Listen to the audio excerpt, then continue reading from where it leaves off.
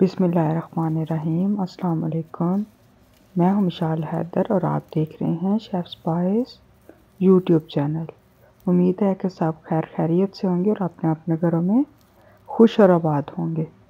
आज मैं फिर आप सब के लिए एक बड़ी मज़ेदार रेसिपी लेकर आई हूँ, क्योंकि पिछली मेरी नाश्ते वाली रेसिपी पर आप लोगों ने बड़ा प्यार दिया, तो मैंने कहा चलें आज आपके लिए एक और अच्छी और बड़ी मज़ेदार अचारी चिकन कीमा की रेसिपी लेकर आते हैं।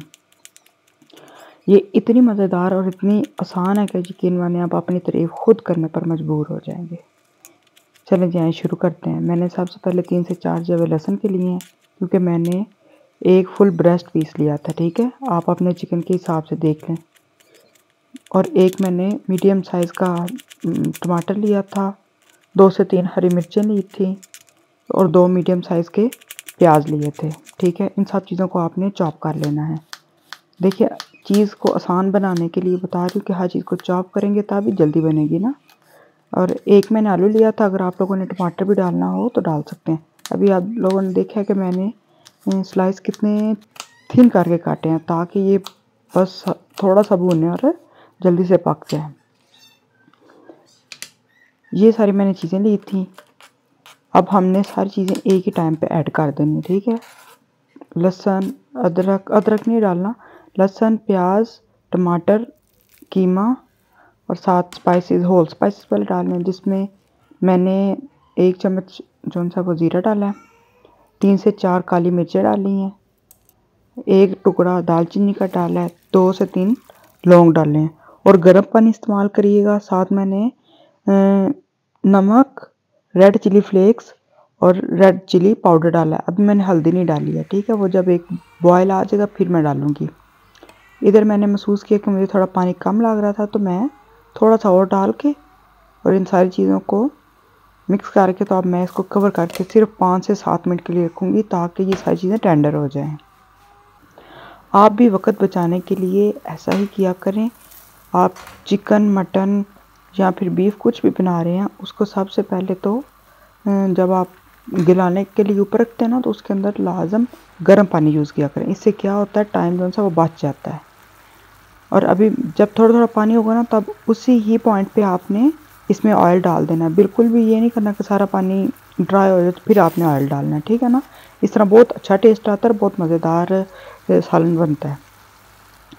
अब ये चारी बनाने के लिए मैंने इधर कलवंजी, खुश्क धनिया जो सा है वो ज़्यादा डालना है आपने। ठीक है, 2 टेबल स्पून मैंने खुश्क धनिया डाला था, 1 चम्मच काली मिर्चें डाली थी और 1 ही चम्मच मैंने इसमें ज़ीरे का पाउडर डाला था। ठीक है, साथ मैंने थोड़ा सा फ्रेश हरा धनिया, लेकिन उसकी डंठल डाली थी। ठीक है ना, उसके साथ बड़ा फ्लेवर इन्हेंस होके आता है। और आपने कसूरी मेथी लाजम डालनी है, वो रिकॉर्ड नहीं हुई। ठीक है, तो फिर इसको आपने अच्छा खासा भूनना है।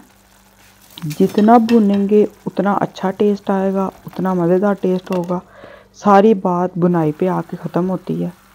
अगर आपकी बुनाई अच्छी होगी तो आपका खाना बहुत मज़ेदार होगा। अभी ये मैंने भून लिया था। फिर उसके बाद थोड़ा सा मुझे लास्ट में चेक किया था, तो मुझे थोड़ा सा स्पाइस कम लग रहे थे, तो मैंने उसमें थोड़े से स्पाइस और डाल दिए थे, काली मिर्चें और खुश्क धनिया। और फिर इसको थोड़ा सा पानी डाल के, तो मैंने इसको बिल्कुल हल्की फ्लेम पे रख दिया था, ताकि ये अपना ऑयल रिलीज़ कर दे। बस ये लिटरली 10 मिनट के अंदर अंदर तैयार होने वाला है। बड़ा मज़ेदार है। आप इसको पार्टीज़ में बनाएं, दावत में बनाएं, अफ्तार पार्टीज़ में बनाएं, सहरी में बनाएं, इसको नाश्ते में बनाएं, आप किसी का ब्रेकफास्ट करवा रहे हैं तो उसमें बनाएं। क्योंकि पता है, जब भी हमने चीज़ें बनानी होती हैं कुछ पार्टीज़ के लिए, तो हमारे पास टाइम बहुत कम होता है। जितनी शॉर्ट, जितनी ईज़ी और साथ मज़ेदार भी हों, तो इससे बंदे का बड़ा टाइम बच जाता है और बहुत ज़्यादा रेसिपीज़ भी बन जाती हैं। चलिए मैं अब आपको दिखाती हूँ अपना लच्छा पराठा कि मैं किस तरह बलों वाला पराठा बनाती हूँ। ये मैंने ऑलरेडी आटा गूँधा हुआ था। आज मैं सिर्फ़ आपको अपना तरीका बता रही हूँ। अगर आपको इसका आटा सीखना हो, तो वो भी मैं इंशाल्लाह जल्दी ही उसकी रेसिपी अपलोड करूँगी। इसको पहले ये सिर्फ़ मैं मैदे का पराठा बना रही हूँ। आप चाहें तो घर वाला आटा भी यूज़ कर सकते हैं। ठीक है, अब मैंने इसमें घी की पहले ब्रशिंग की है, फिर उसके बाद मैंने इसको इस तरह तय लगाया जिस तरह मतलब किसी चीज़ को फ़ोल्ड करते हैं ना, जैसे कि पता है हम बचपन में फ़ैन बनाया करते थे पेपर के साथ, बिल्कुल इसी तरह ही इसको फ़ोल्ड करना है। आपने देख तो लिया होगा कि मैंने दूसरा पराठा आपको बड़े आराम से फ़ोल्ड करके दिखाया है कि इस तरह करके आपने बनाना है। और पराठा बनाने में सबसे जो एक ख़ास बात होती है वो ये होती है कि जब आप पराठे को इसका पेड़ा बना लेते हैं ना तो इसको मैक्सिमम 10 मिनट के लिए रेस्ट दिया करें, ताकि इससे एक तो अच्छी लचक आती है और वो नरम हो जाता है, आपको बेलने के लिए आसानी हो जाती है, ठीक है? मैं एक ही साइड पे घी लगाती हूँ, आपका दिल हो तो आप दोनों साइडों पे लगा लें, जैसे आपकी मर्ज़ी है, ठीक है? मैं थोड़ा-सा इस तरह का ड्राई पराठा खाना पसंद करती हूँ कि एक साइड पे लगाती हूँ, एक साइड पे नहीं लगाती। तो देखिए कितना अच्छा गोल्डन कलर आया है। इसको ज़रा ना मीडियम टू लो फ्लेम पे रख के पकाया करें पराठों को। तेज़ आग पे अच्छे नहीं बनते हैं, वो जल्दी कलर आ जाता है और उस तरह मज़ेदार भी नहीं होते। पराठे बनाने कोई मुश्किल नहीं होते हैं, बस थोड़ा-सा ट्रिकी होता है। जब आपको वो समझ में आ जाता है, तो फिर बेशक आपने फ्रेश आटा ही क्यों नहीं गूँधा, तब भी आपके बड़े अच्छे पराठे बनते हैं। उम्मीद है कि आपको मेरी रेसिपी अच्छी लग रही होगी। अगर अच्छी लग रही है तो लाइक करें, शेयर करें अपने फ्रेंड्स और फैमिली के साथ, बनाएँ, मुझे दुआओं में याद करें और जो नए मुझे देखने वाले हैं वो भी मुझे सब्सक्राइब करते जाएँ और बेल आइकन के बटन को भी प्रेस करें, ताकि मेरी हर नई आने वाली वीडियो आपके पास सबसे पहले पहुँचे।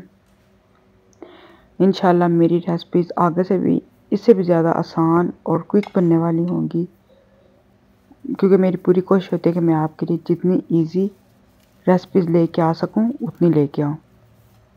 चलें जी, इंशाल्लाह मिलते हैं नेक्स्ट वीडियो में किसी बहुत अच्छी और क्विक सी रेसिपी के साथ। मुझे दुआ में याद रखिएगा। फ़ी अमानिल्लाह। देखें जी कितना मज़ेदार है, मुँह में पानी आ रहा है ना। चलें जी ट्राई करें। ओके, अल्लाह हाफ़िज़।